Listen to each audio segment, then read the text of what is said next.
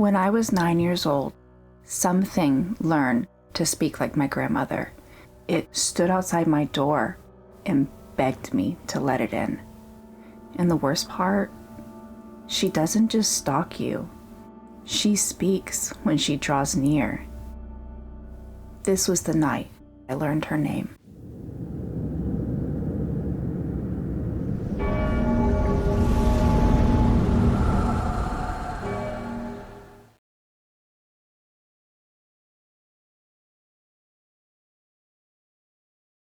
I was 9 years old when I learned something awful about Hachishakusama.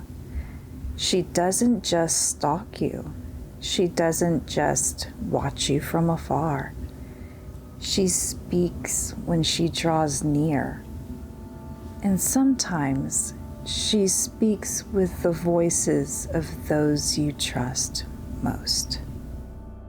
My grandparents lived in a countryside village, the kind where nights are a thick pitch and the fields whisper, though the wind ceased to blow. One evening, as the sun dripped red throughout the rice paddies, I heard it, a low, hollow sound drifting through the wind. Po, po, po. Curious, I turned. Something tall, taller than the scarecrow guarding the field, taller than the ricing pole setting in the water, was rising above the rice. Another call brushes past my ear.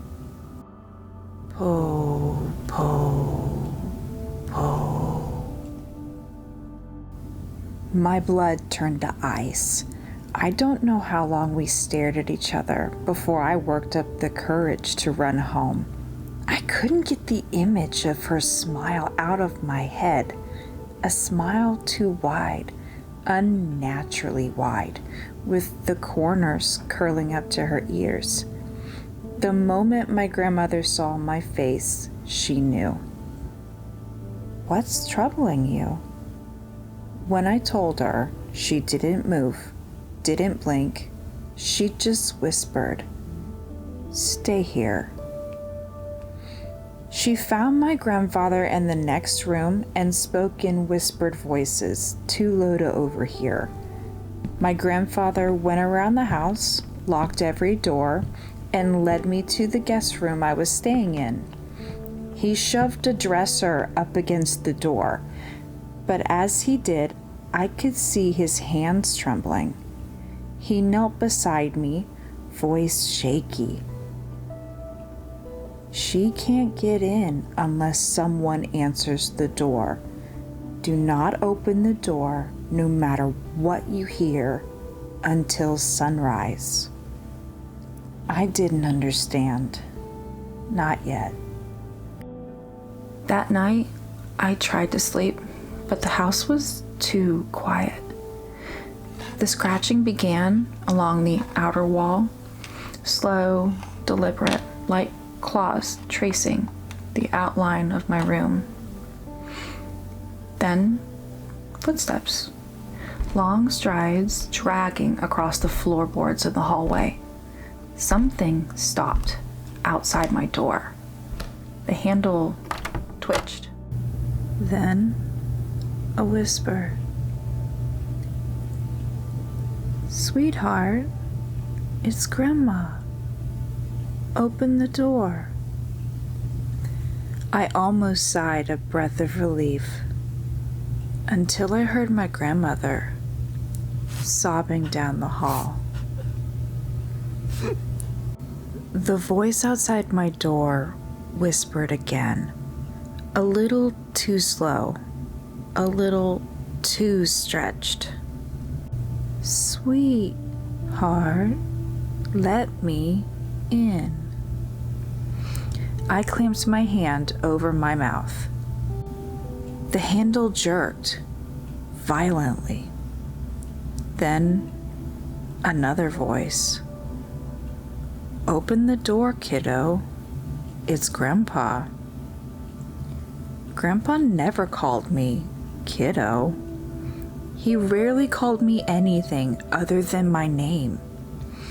The voice came again, perfectly mimicking his tone, but the rhythm was wrong. Too calm, too steady. Open the door. Then a third voice, my own. It's me. Let me out. I felt my stomach twist. The voice wasn't a recording. The scraping stopped. Silence.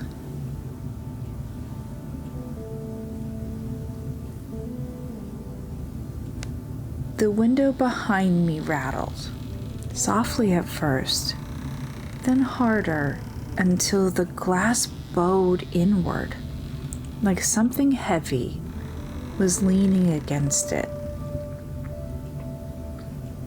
A shape moved past the window. Tall, too tall, long pale arms dragging across the glass. And the sound. Po, po, po. But now it wasn't hollow. It was angry. A deep, vibrating bellow that shook the dust from the ceiling. The window creaked. The wood frame split. She was trying to get in. I backed against the door, shaking. The dresser behind me trembled with every booming impact on the window. Then, bang! A long, pale arm slammed through the crack in the frame, fingers bending backward. Her face, that awful, too wide smile, pressed against the shattered opening, straining, stretching, trying to pour herself through. Then she spoke, in both my grandparents' voices mixed together. Let me in. The arm reached towards me, black veins pulsing under translucent skin. I screamed.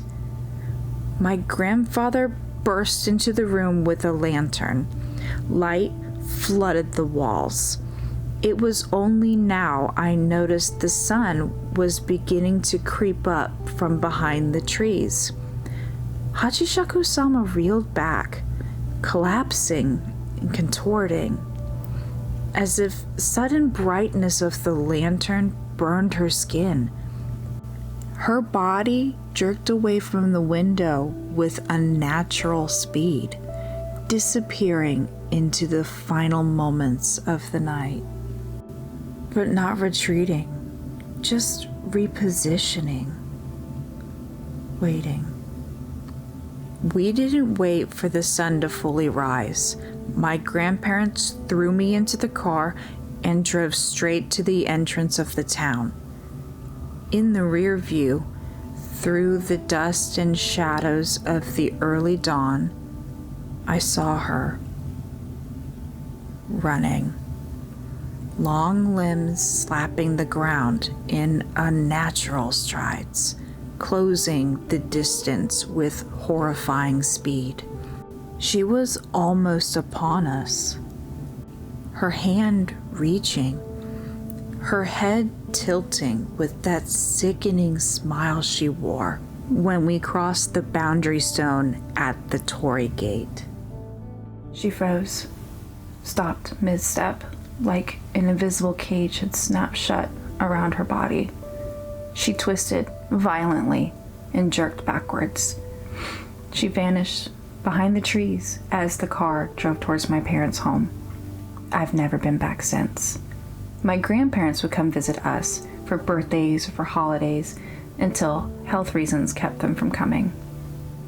But on some nights, when sleep just escapes me, I swear I still hear that haunting voice from behind my door. "Sweetheart, let me in."